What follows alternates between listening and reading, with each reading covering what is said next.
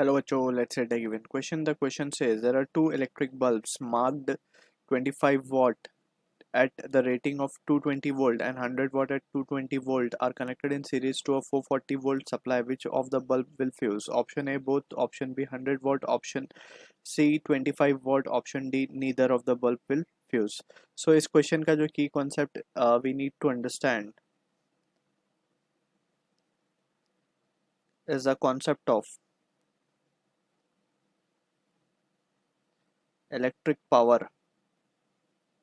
सो यहाँ पे अगर हम बात करें इलेक्ट्रिक पावर की, सो वी नो के या फिर पावर रेटिंग बोल सकते हैं, इलेक्ट्रिक पावर रेटिंग. तो यहाँ पे जैसे कि क्वेश्चन में हमें गिवन है 25 what at the supply of 220 volt, यानी कि इसका मतलब ये है, इसे हम पावर रेटिंग कहते हैं. यानी कि जब इस बल्ब को 220 वोल्ट का सप्लाई मिलेगा, so in that situation it will produce a power of 25 watt. ठीक है. ऑल्सो यहाँ पे वी नीड टू अंडरस्टैंड कि जो पावर प्रोडक्शन होता है that is given by the expression P equals to V into I, and we can calculate the power dissipated across the resistance. ये तो power production है, right? Power produced by the bulb या फिर source we can say, and power dissipated across the bulb, ये power produced by the source है, not bulb, right? So we have to be careful. और यानी कि EMF of the battery जहाँ से produce होती है, तो वो पावर कितना प्रोड्यूस करेगा, V into I के बराबर. ठीक है.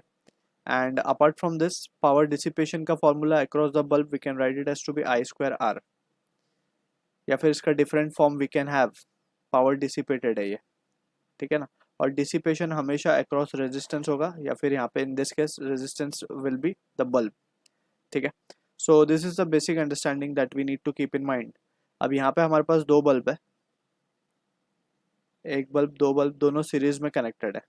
हमें पता है कि सीरीज में जो कनेक्टेड होते हैं उसमें same amount of current flow करता है, और यहाँ पे this are connected to a 440 volt supply. 440 volt का सप्लाई यहाँ से हम दे रहे हैं इसको. ठीक है. तो सबसे पहले हम इसका रेजिस्टेंस निकाल सकते हैं. इसको हम मान लेंगे ये बल्ब हमारा B1 है, this is B2, and this is of 25 what, and this is of 100 what. ठीक है. इसका रेजिस्टेंस मान लेते हैं R1, इसका रेजिस्टेंस मान लेते हैं R2. तो R1 we can calculate using this expression. P equals to I square R भी लिख सकते हैं इसको, या V स्क्वायर बाय आर भी लिख सकते हैं by ohm's law. So we can write it as to be V square by P. ठीक है. तो पावर रेटिंग के हिसाब से 220 वोल्ट का सप्लाई है इसके पास, 220 का स्क्वायर अपॉन पावर इज 25. तो यहाँ से ये मिल जाएगा R1. Similarly we can calculate the value of R2, so it will be V square by P again.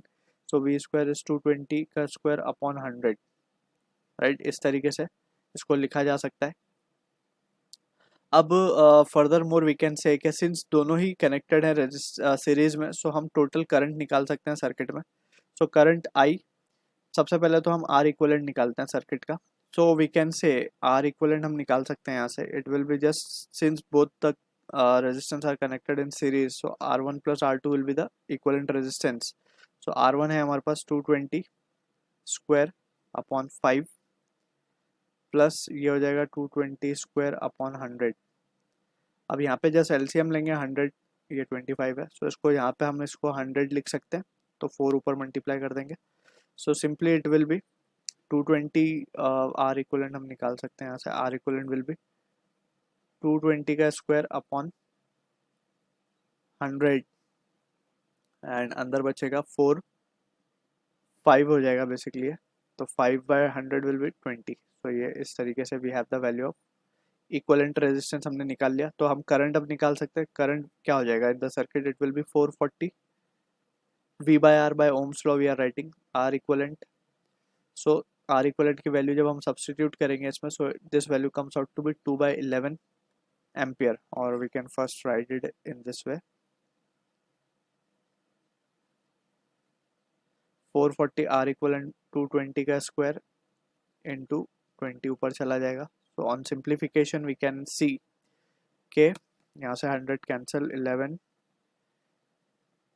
सो ये हो जाएगा हमारे पास 22 का स्क्वायर, एंड यहाँ से हम कैंसिल आउट करेंगे सारी चीज़ें. So this comes out to be 2/11 ampere. ठीक है. तो आई मिल गया हमें. अब now we have the value of current. So अब हम दोनों करंट अक्रॉस R1 और R2, क्योंकि करंट दोनों में सेम होगा, तो हम सबसे पहले पोटेंशियल ड्रॉप कैलकुलेट कर सकते हैं। इसके अक्रॉस हम मान लेते हैं V1 है, इसके अक्रॉस हम मान लेते हैं V2 है। अब जिसका पोटेंशियल इनकी रेटिंग को एक्सीड करेगा वो फ्यूज हो जाएगा, राइट। अगर उससे ज़्यादा वोल्टेज सप्लाई उसे मिल गया, जैसे कि 220 है दोनों का, अगर 220 से ज़्यादा सप्लाईज पे आएगा तो they will get fused, right.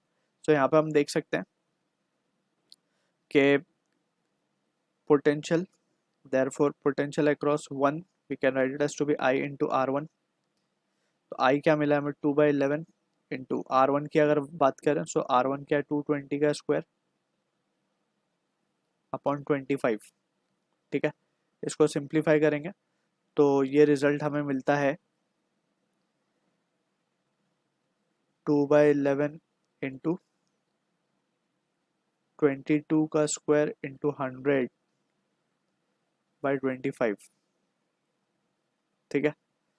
तो on simplification we can say this value 25 4 ज़ा 8 11, तो ये फाइनल रिजल्ट मिलता 352 वोल्ट। तो अब हम देख सकते हैं कि V1 के अक्रॉस में पावर रेटिंग, उसकी मैक्सिमम रेटिंग कितनी है 220 है, लेकिन उस पर सप्लाई जा कितना रहा है वोल्टेज का 352 volt. So it is clear कि 25 watt bulb will fuse. Also we will check कि V2 का क्या हाल है। V2 के लिए we can say I into R2। So simplify करेंगे इसको, R2 की वैल्यू है हमारे पास और ये वैल्यूज हैं सारी। सो I is 2/11 इंटू 220 का स्क्वायर अपॉन 100। सो इसको सॉल्व करने पे आंसर आता है 88 वोल्ट, जो कि 220 से काफ़ी कम है। सो ये डिम ग्लो करेगा बल्ब 2 जो है। और बल्ब 1 जो है, क्योंकि उसका पावर रेटिंग एक्सीड हो चुका है या फिर वोल्टेज सप्लाई एक्सीड कर रहा है उसकी मैक्सिमम वैल्यू को, so it will get fuse. So option C will be the correct answer for this question. I hope you understood the solution. All the best.